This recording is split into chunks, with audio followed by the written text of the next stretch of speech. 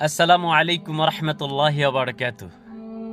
আমি আপনাদের সাথে এমন একটা হাদিস শেয়ার করব যে হাদিসটা শুনলে আপনারা খুশি হয়ে যাবেন।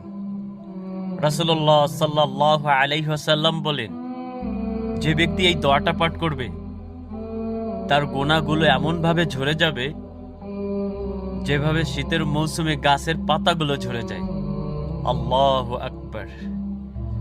ভিডিওটা সবাই দাওয়াতের নিয়তে শেয়ার করে দিবেন, অসংখ্য মানুষ জানতে পারবে, আমল করতে পারবে এবং গুনাহগুলো মাফ করিয়ে নিতে পারবে। দোয়াটা হলো সুবহানাল্লাহি ওয়ালহামদুলিল্লাহি ওয়ালা ইলাহা ইল্লাল্লাহু ওয়াল্লাহু আকবার।